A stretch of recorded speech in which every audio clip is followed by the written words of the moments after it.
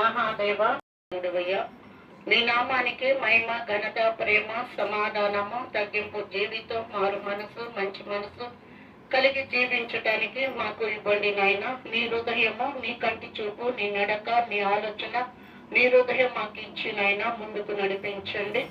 సమాధానం పడాలి నాయన. గొప్ప దేవుడువయ్యా, గొప్ప దేవుడివి. బిడ్డల చుట్టూరు మరి కంచేయండి. ఇక్కడ నాయన వాళ్ళకు సొంత లోగిలి స్థలం కూడా ఏర్పరచండి. మీ నామానికి మహిమ, ఘనత, ప్రేమ. అయ్యా యేసయ్యా, ఇక్కడ నాయన ఈ బిడ్డలకు చూస్తున్నే మరి నాయన యేసయ్యని కూడా మంచి ఆరోగ్యం దయచేసి, ఆయన భార్య బిడ్డల్ని కూడా చదువులు, మంచి జ్ఞానం, మంచి మనసు, ఎదుగుదల, కాపుదల ఉంచండి. తండ్రి మీకే వందనాలు. ప్రతి బిడ్డని కూడా మీరు దీవించి మీరు ఆశీర్వదించండి. ఇక్కడికి నడిపించండి నాయన. మీ నామానికే మహిమ, ఘనత, ప్రేమ, సమాధానంగా బిడ్డలు ఉండటానికి సహాయము దయచేయండి. తగ్గింపు చేయించాలి ప్రభు. మంచి ఆరోగ్యం దయచేయండి. యేసు నామమున అడుగుతున్నాం తండ్రి, ఆమేన్, ఆమేన్.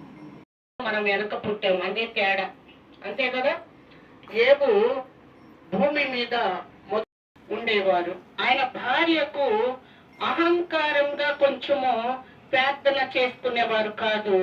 ఆమె గొనిగేవాదంట. ఏందయ్యా ప్రతి నిమిషము యెహోవా యెహోవా అంటావు కానీ దేవుడు ఏం చేస్తాడు అనే వారి అన్నమాట.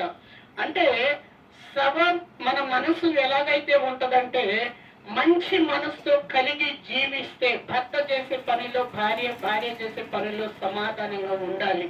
అంటే ఇద్దరు కలిసి కూడా దేవుడి వైపే చూడాలి. ఇద్దరు కలిసి కూడా దేవుడి వైపు చూడాలి. మూడో కంటి వైపు చూడకూడదు. మనం చాలా జాగ్రత్త పడి ఉండాలి. అయితే ఏబు చుట్టూరు దేవుడు దేవదూతల్ని కాపులా పెట్టిండంట. చాలా గొప్ప సంగతి కదా. దేవదూతల్ని ఏబు కుటుంబం చుట్టూరు, ఆయన ఆస్తుల చుట్టూరు, ఆయన బిడ్డల చుట్టూరు, ఆయన కుటుంబం చుట్టూరు దేవదూతల్ని కాపలా పెడితే సైతాన్ కూడా తిరుగుతుందంట. నల్ల గొంగడి ఒకటి కప్పుకొని ఆ దేవదూతల చుట్టూరు సైతాన్ దూరుతుందంట. ఎందుకు తెలుసా?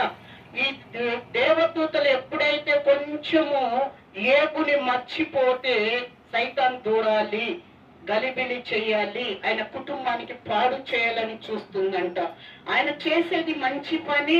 ఎంతో మందికి పని వాళ్ళు, ఎంతో ఆస్తి గల్లోడు, ఎంతో మరి ప్రార్థన పరుడు ఆయన ఏబు. అయితే అక్కడ చిత్తం ఎట్లయితే జరుగుతుందంటే చాలా తగ్గించుకొని బతుకుతున్నాడు ఆయన. చాలా అంటే చాలా తగ్గించుకొని బతుకుతున్నాడు. అయితే